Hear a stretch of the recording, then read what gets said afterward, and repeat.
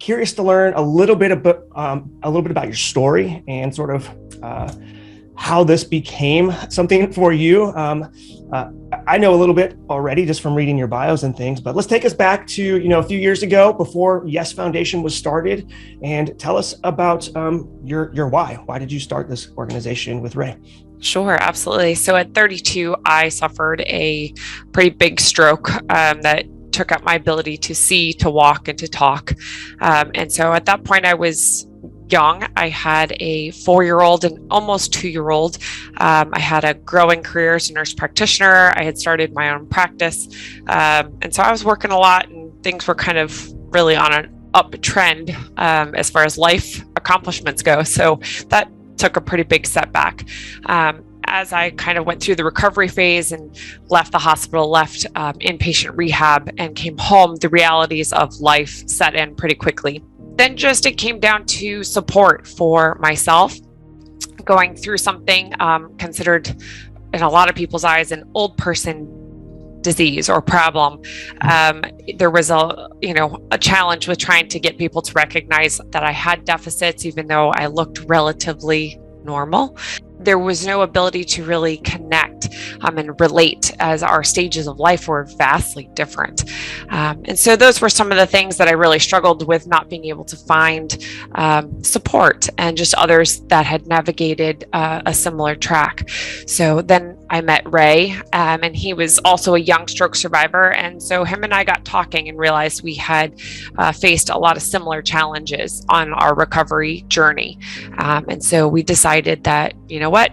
If him and I had similar struggles, there were probably others out there who also had those struggles. And so the Yes Foundation was kind of born. Tell us about your story. I know you had a very successful career in football, playing at UCF, and then going into the NFL, AFL, and then you experienced a stroke yourself. So take us back maybe to around that time and tell us that story, if you don't mind.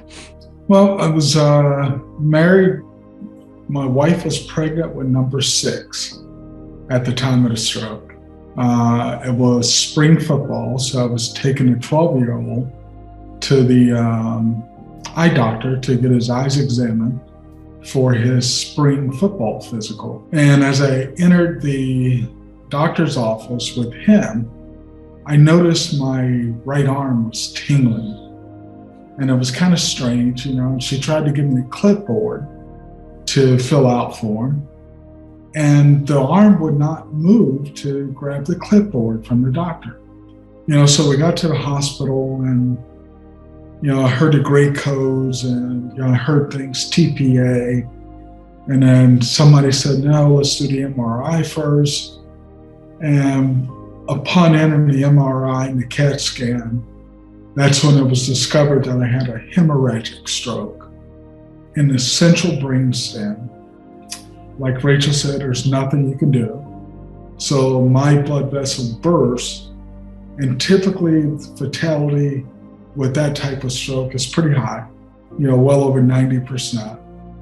So they were prepping my family to come in and say their goodbyes. And wow.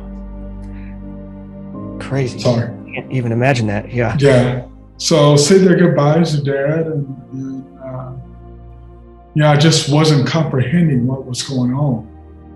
And sort of the Stroke Foundation was born from my frustration and Rachel's frustration, what we had to go through post-stroke and trying to get recovery and trying to get into rehab and, trying to get somebody to carry me over to rehab 4 days a week. It was very frustrating. I felt very alone. I knew my wife was doing everything she could, and some family was able to help, but not consistently.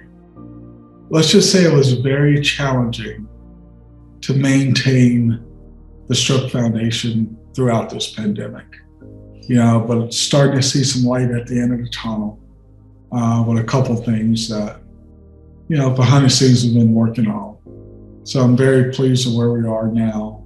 The number of people that reach out to us, they're not really asking for much, at least it's not tangible items these stroke survivors want. Mm-hmm. They want somebody to understand what they are going through